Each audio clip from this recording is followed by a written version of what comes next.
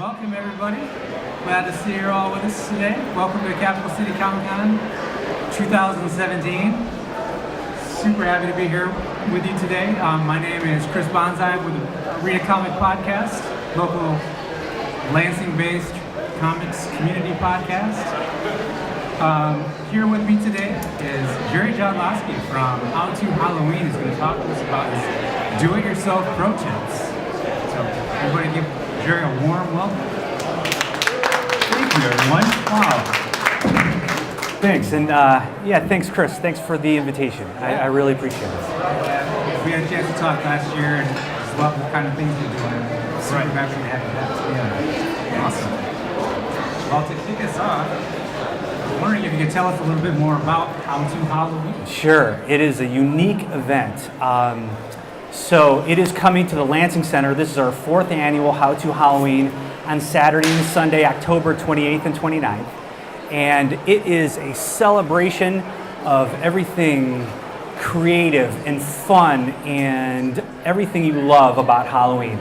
It's, whether it's from cosplay or how to make your own props or some really cool theatric displays and we've got vendors, really creative Halloween-themed vendors, live music, music on the stage. We've got dancers and magicians and a little bit of something for everyone. It's a very family-friendly festival, kind of an alternative to your haunted house that's everywhere, but we do have, it's good for the haunt crowd, it's good for the sci-fi, it's good for the comic geeks, it's good for, and in fact what's neat about it is there's a lot of make and takes, there's a lot of demos, sessions. You can talk to the experts, see what's going on about what you want to do, show up in costume. We have trick-or-treaters this year, and it all kicks off with the Downtown Lansing Zombie Walk.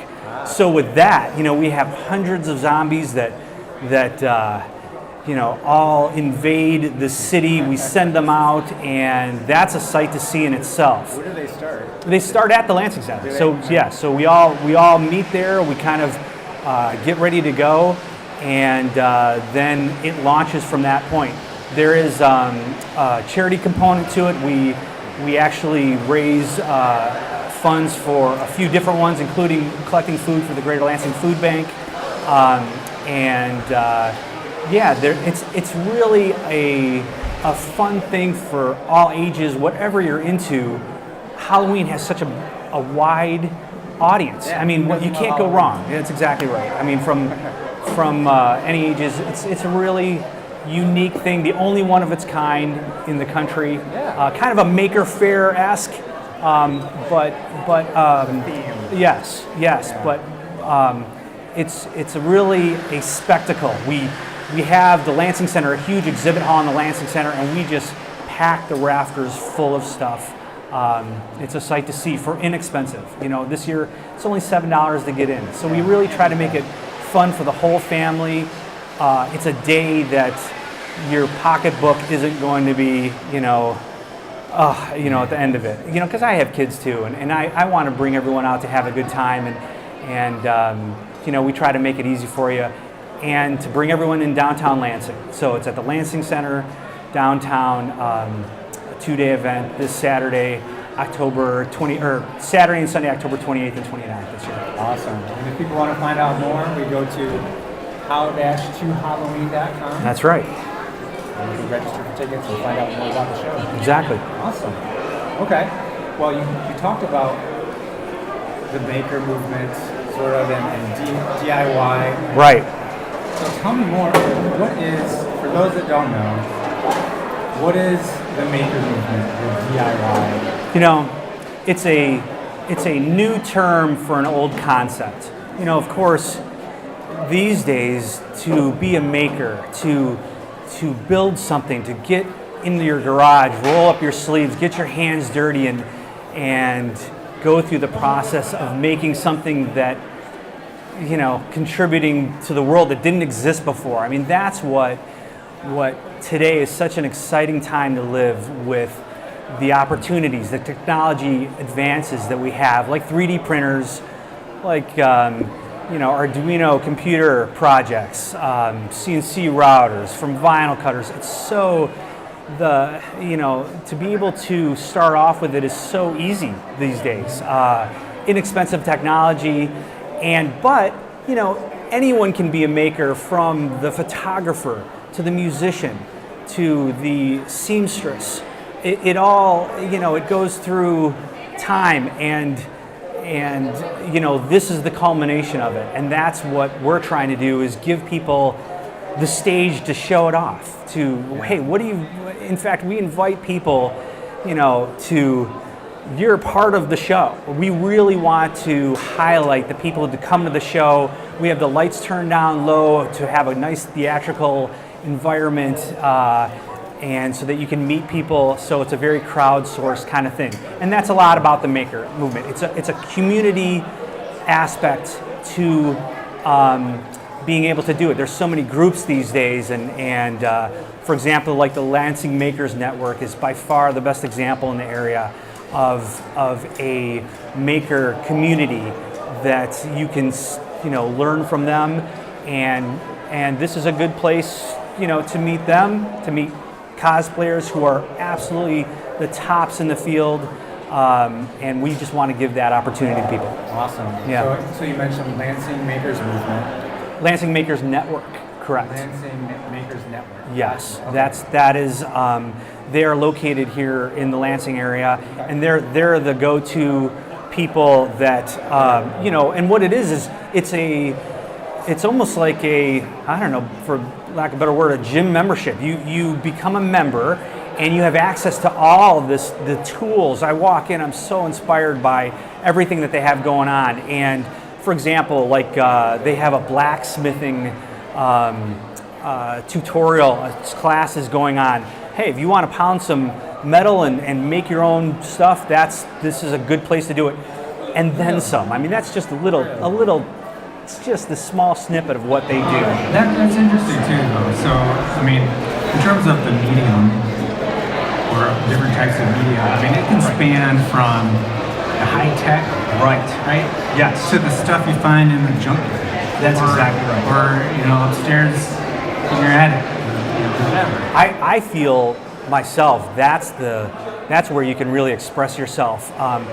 You're right, you can go out and spend top dollar and order everything you need, or you can transform repurposed items and turn something that was junk into something really amazing and cool that I think that's a challenge in itself. Yeah. So and creativity too. Exactly. Craftsmanship.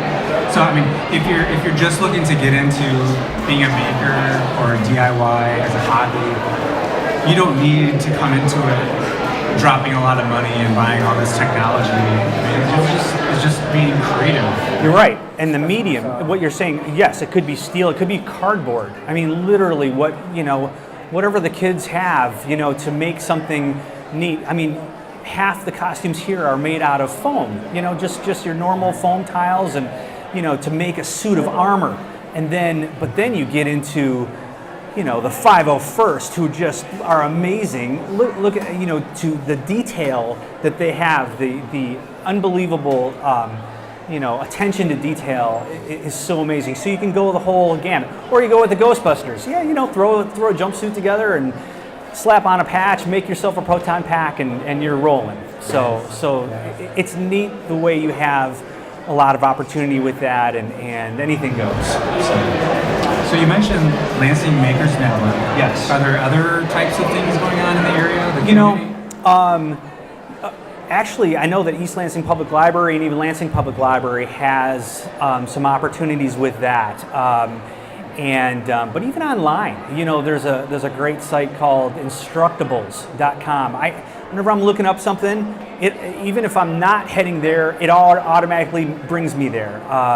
That's been an amazing place. So there's a lot of online resources. Of course, there's the Replica Prop Forum for the people who are into perfect movie recreations, like the R2-D2 that's absolutely stunning. And so yes, of course, lots of online groups, but that's what we're trying to be, is the one place where people can come to see them in one-stop shopping. Would be a neat thing to open people's eyes to. Yeah. So if I am new, let's say I'm sitting out in the audience today, and I've never made a thing in my life. Right. I am that person. I have not done any of these things. I've seen all of Jerry's cool work, but I have myself not done it. So let's say, I want to get all into it this year for Halloween. As a newbie, what's the best way for me to get engaged with others in the community, or even to get started as a project, or how do I even get my feet wet? Well, I think the first thing to do is, my fiance says to pick something that jazzes you. You don't start off with a project that says, well, I want to weld. I want to learn how to weld. No, you want to say, hey, I want to learn how to build a gas tank for my motorcycle. How do I do it?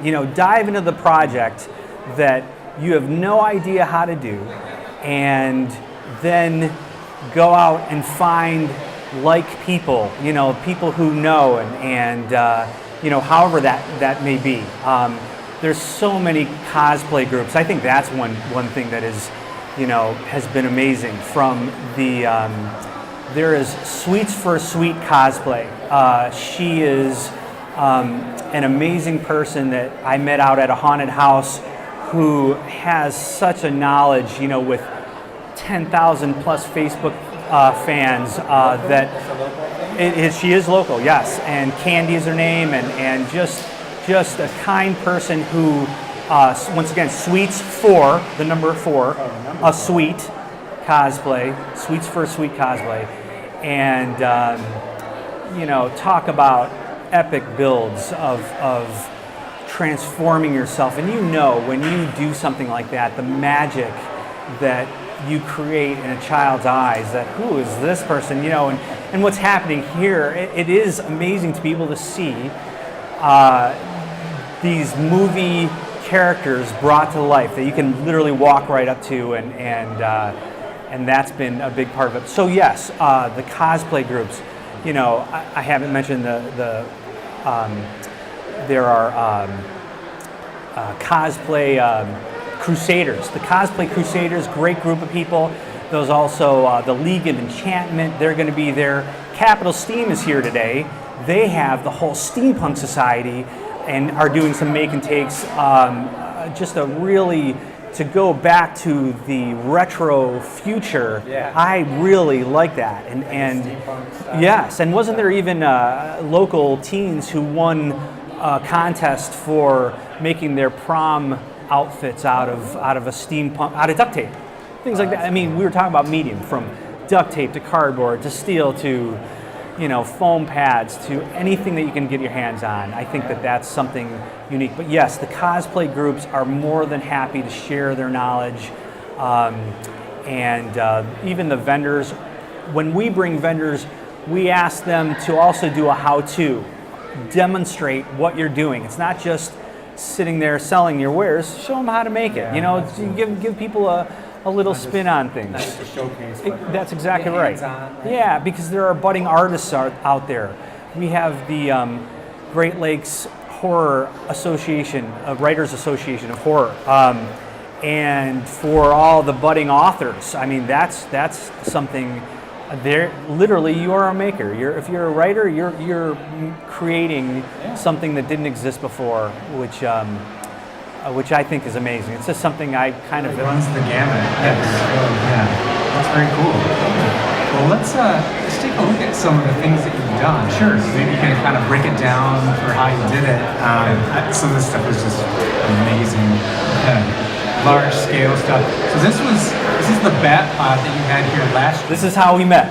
Because Chris was wearing a Batman T-shirt and literally found me, and he's like, "Hey, what's going on here?" I just blew my mind. I was like, "Oh my gosh, you're kidding me!"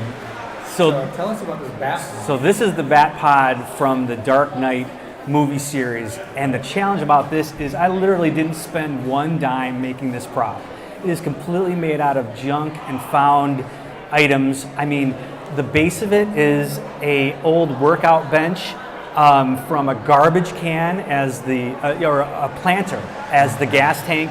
The wheels are actually 2 truck inner tube tires with plant-on floor covering and a little, PVC pipe holding it all together. It's not the most solid thing.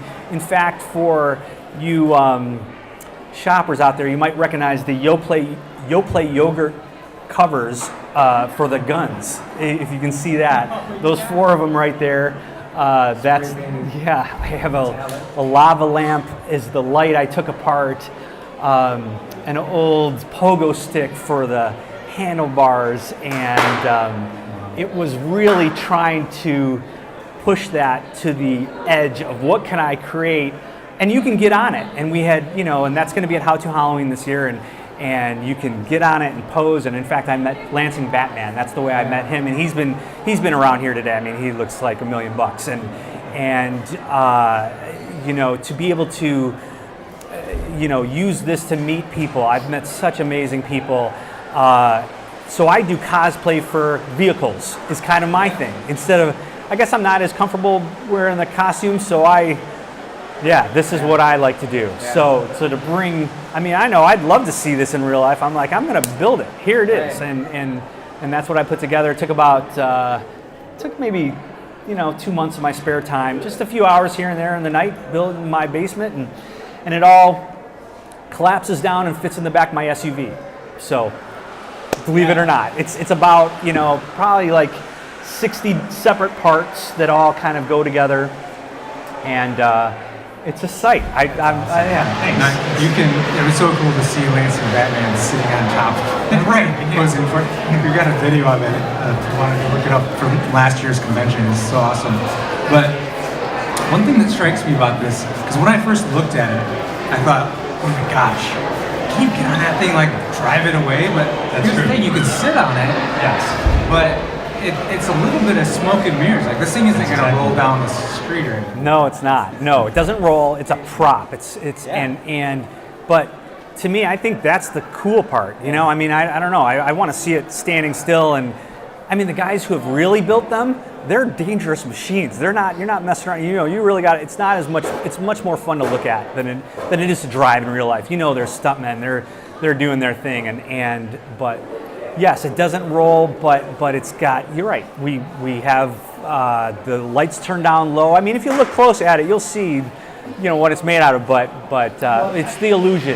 For me, that's what really sort of struck me is that when I first looked at it, it looked like this big, complex thing, and I swear I thought you could get on it and like drive it away. That's great. That's a nice compliment. Yeah, but then when you sort of started talking me through it and how you made it, I realized, whoa, what? And then I kind of put it together in my mind, and so when I first looked at it and thought, oh my gosh, this guy built this thing, my first impression is that it's, in terms of the complexity scale, it's way up here. Because I'm thinking, that's got a motor in it, he can drive it away, this is a feat of engineering. Yeah. But it's really, as soon as I sort of started hearing how you built it, the craftsmanship is so incredible and it's so real that all of a sudden, the complexity went down and I thought, I could actually. Yeah, it's such a hunk of junk. He's being too kind. It's nice, the craftsmanship.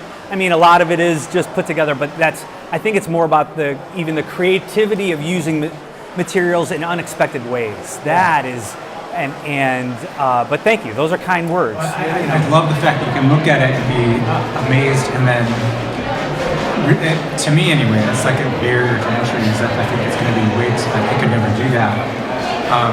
But to know that it is that simple and it's made out of these different parts that you just put together in a creative way and executed it, it makes it feel much more attainable. Like, I could actually do that. Attainable is a great word. Empowering is also what I feel like, it's something I always wanted to try, and you go into a lot of unknowns, and then it's the process of making and problem solving and troubleshooting. And then, you're almost done, but it's just not working. And then it works, and you go, "Wow, look what I did!" It's kind of cool. It's neat to have. I like it to speak for itself, and it's almost its own, star of a show. I imagine that feeling, that sense of accomplishment and gratification is probably what drives a lot of makers. I think so, and I think it's a great lesson to teach your kids. It's what I try to teach my own kids. Of just trying to persevere, go through it, and it's just a relaxing process for me that I just really enjoy. I naturally found it, and it's weird. Before I ever knew the word maker of movement, I don't know. I just built stuff. I just go in the garage, I build it, and so it's nice to be part of a community. Right. You said that you like to cosplay for vehicles. Yes. So this next one I think is. So you might have seen that. Yes. Yeah. So when you first sent that to me, I was like, I have seen that thing. That was you. So tell us about deconstruct this for us. Sure. This is actually my. This will roll down the street. What's that? This will roll down the street. It is this. Yes, this is my daily driver. So this is my regular car that I drop my kids off to school in, and I use to promote the event. And it's outside, out front today. It's a Jurassic Terror vehicle. It's kind of my own creative, artistic interpretation from the first blockbuster movie of what the tour vehicle looks like. I also have a 20-foot inflatable T-Rex that you've seen out front with it. And, it's not the exact vehicle. That's a Dodge Durango, and the real movie uses I think a 93 Ford Explorer. But, I tried my best to put the Halloween spin on it. It's got our robot pumpkin on the hood, and, it's actually the city skyline of Lansing right in there underneath the skeleton T-Rex. And but what this is, it's all vinyl. And I think what I'm most proud of is this cost me less than $100 to build this prop, my car. And where it might cost $3,000 or $4,000 to do a vinyl wrap. So what I did is I just bought the rolls of blank vinyl, the colored vinyl, and honestly, it was an X-Acto knife. And I printed out the templates on a printer, taped all my paper templates together, and then did some tracing and cutting and put it on. And it was that was a process. And then I spray painted on it to make the gradients work, from the orange to white, and just really pieced it together. The lights are, the top lights and the front lights are stuff I found over at MSU Surplus Store. My God, the place to go, for inexpensive props right here on campus. That cost me, $10 in lights. They don't work, but they look cool. And the front push bumper is actually just wood. It's the front is wood, and my daughter's old one of those mushroom chairs that's round. I cut that all up, and that made the metal part. And so a bunch of free part. But if you go up to it, it's really wobbly, but it drives down the road and it does the thing. And even vinyl, doing each wheel, that took me, to give you an idea, to cut out each little piece and get it on there. It's probably about 2 hours a wheel. Of course, it takes longer, but it's a lot less expensive and it's fun, and I did it in my garage, and then I pulled out and here we go, so if you see me on the road, give me a honk and now you know it's me. So. Wow, that is so cool. I love that. Thanks. So this next one, I can't tell the scale of this. Okay, so it is a UFO. This was actually my first prop that I made, and it's actually 13 feet wide by 9 feet tall, but really what it is 2 patio umbrellas. That's where it all started. I was like, how am I going to do this? How am I going to make that happen? And that was kind of because I knew I wanted to do a UFO, and that was the impetus of the whole thing, and I built it around that. So to connect those two together to make a huge Area 51 scene,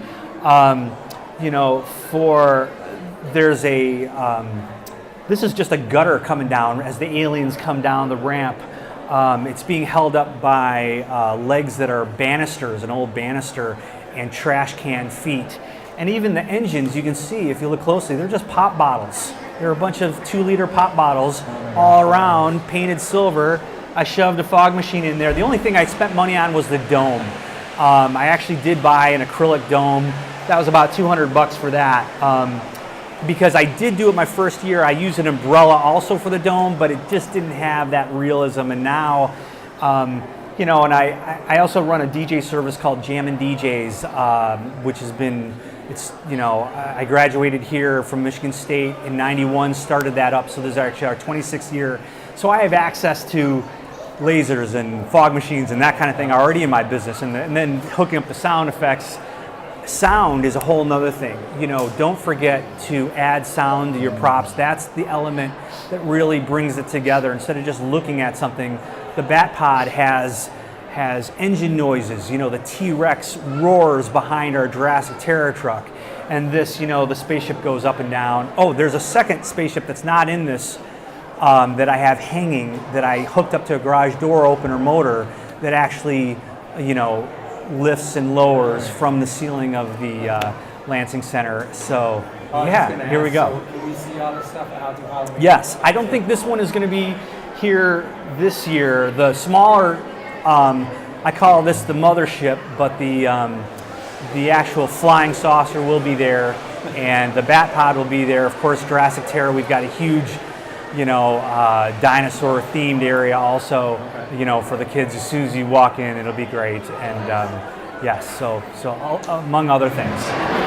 So for this one, you said it was patio umbrellas. Yes, spray painted, you know, with it was literally, you know, 40 cans of spray paint, you know, to do that too. 40 cans? Yeah, just to really cover it. Oh, but I got the patio umbrellas really inexpensively, because usually those are expensive. I think I found them for $35 a piece on Craigslist, and, you know, compared to, you know, I think they were, for a 13-footer, you know, they're expensive. They're 200 plus, you know, so that's what I used for that. So it's also getting on Craigslist, finding the cheap materials, which takes longer, but that's the challenge. You know, let it take the time. If you're in a rush, it's always going to cost more. Okay. All right. Well, okay, so in terms of your inspiration, does it start with an idea, or do you find something and imagine it to be something? Wow. Wow. It's just, it's something, it's, I'm supposed to make it, you know, it's, I don't know, it was always there. It was just a matter of time. It's what I wanted to do as a kid. You know, this is almost inspired by those 50s B-movie flying saucers, or, you know, and from, you know, Close Encounters or E.T., that kind of thing. To be able to do something movie-esque is something that I've always wanted to explore, to do props, and I like that I can do this part of it too. Not only be, you know, the director of an event, but the producer and the you know, the sound man and a little bit of everything. I really like that I can wear a lot of different hats with it. But where does the idea come from? I have no idea. I don't know. It just, I've got you know, a dozen in the hopper right now. Yeah. So you'll just see something and be like, yeah. And I've only really started. This is 2008, so that's really when I started getting into it. Okay. Well, so it's only, you know, I'm coming up on 10 years, and so yeah. We have one more, the Batmobile. So yes, this is a full-scale tumbler from the Dark Knight movie, and this is my crowning achievement. One of the toughest things I've built. This is actually out at my old house for Halloween night. Literally put it up for one day, and the kids showed up. I mean, how great is that? Literally, the Batmobile was in my driveway, and it was just, that was one of the toughest builds I had. That year, 2009 Halloween, it was less than 40 degrees. I don't know if you remember, it was a really cold day, and you know, nothing was staying together, and it was all falling apart. But with this, the neat thing about this is that's actually my PT Cruiser underneath it. So they are just some hardboard panels that I've cut a lot of different facets. The same wheels that I use for the Batpod are up front, and I use bigger truck tires in the back, and utilize the car windows for the actual. You know, that's what I think makes it. So sometimes I see people try to make a Batmobile, they do it from scratch. No, use something as a base. That's really helpful. It doesn't move, it doesn't roll or anything like that, but it is really impressive when you see it. And that was at our first HowTo Halloween in 2014. I brought that in, but honestly, it takes, just to assemble it, takes about 12 hours to put it together. So it's a it's a big build, but the nice thing about this, I think this kind of put me on the map in that I entered a contest that Instructables has every year, Instructables.com, and this was the grand prize winner for 500 entries. I ended up winning $700 in prizes for this, which is exactly the amount that it cost me to build it. So I broke even. I'm like, yes, it was great. And if you look up Batman themed Halloween, you'll find this on YouTube, and it's got, I don't know, 175,000 views and slightly viral, which is cool. And I'm kind of known as that guy a little bit. And there's a site called chickslovethecar.com. That is am I getting it right? Yes. And though that's a line from the Batman Forever movie, I believe, or Batman and Robin movie, where they do everything Batmobile. If you want to learn, that's another one, from Replica Prop Forum. But that, for the Batmobile geeks, man, they're just a great group of people. You have questions. Now there is a guy in Grand Rapids who built a real one of these that does roll. He's incredible. And you know what? For $700, who knows what he spent? He's in the tens of thousands or something. I couldn't quite do that, but yes, that's part of something that I love to do. What's coming to HowTo Halloween this year is we're unveiling our mystery machine. That's going to be the centerpiece of our show. It was a 1970 Dodge A100 van that we found in a barn over in Wisconsin, and we brought it back, bought it for $350. Me and a buddy, his name is Aaron Aikman. He is the grease monkey, who helped we dropped in an engine, and that was a new process for me, how to actually build a car. So yes, now I'm getting into them actually rolling, so that we can drive them places and everything. I helped build the Ecto-1 Ghostbusters car that's out front too. Yes, I did all the graphics for that, and that was a collaborative effort there. And so was the Mystery Machine, which is a really neat vehicle that we didn't spend thousands, we spent hundreds on it. Yeah. So that's really the key to it. And it looks amazing. Thanks, man. Thanks. Yeah, it's really awesome. We saw that one last year too. No, that's new this year. Actually, the Mystery Machine is brand spanking new. Yes, so that's going to be at HowTo Halloween. So yeah. Very cool. Okay. So I kind of want to see if there's questions from folks in the audience who want to take this opportunity to maybe pick your brain and get some advice. So I mean, I'm no expert by all means. I mean, I'm just like you guys in learning stuff. I mean, I'd probably have the questions right back at you, but yeah, if anyone's doing any big builds or anything like that, feel free to see me out there or whatever, or come to the show. That's really the big thing too. Is there's people far more knowledgeable than me, but yeah, if there are any questions, of course. Does anyone have any questions here? I want to take a second I have to acknowledge LEPFA, which is the Lansing Entertainment and Public Facilities Authority. They are my partners with HowTo Halloween, and they're the people who run the Lansing Center, and they're the people behind the I was going to call it Oldsmobile Park, formerly Oldsmobile Park, but now Cooley Law Stadium, the Lugnut Stadium, and the City Market. They are the people who make HowTo Halloween possible, in that they've helped bring just some Joe Schmo like me to get through the difficult year one, year two of giving a rate that makes it possible for us to happen. And in fact, they're my partner in it, and we couldn't do it without their help. And they've been amazing people to work with to bring cool things to the community, to make Lansing a destination. And I hope that HowTo Halloween will just be this legacy event, almost like what is it? Silver Bells in the City is for Christmas.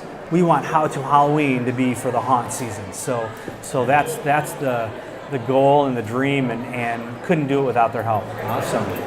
Well, where can we find you here on the show floor? Are you I'm actually outside. outside? Okay. Yeah, our stuff is so big. You can't miss the dinosaur. I'm right there. I'll be there all day. We've got the Jurassic Terror vehicle with T-Rex out there. Also, Lansing Ghostbusters Ecto 1, which is a really great recreation from the new reboot movie. My buddy actually had the hearse. He already owned a white hearse. And I called him up. I said, before the movie even came out, I'm like, here's our opportunity. So, Nice. so we put that together. I mean, if you look closely, there's a bed frame up on the roof, and you know that's how we made the rack, along with a bunch of other junk. But the kids love it. So come on out for pictures out there. Is a neat opportunity. Absolutely. Well, again, thank you for being with us today. If you're interested in seeing more, go find Jerry at the show. Also, go to www.how-to-halloween. That's it, right?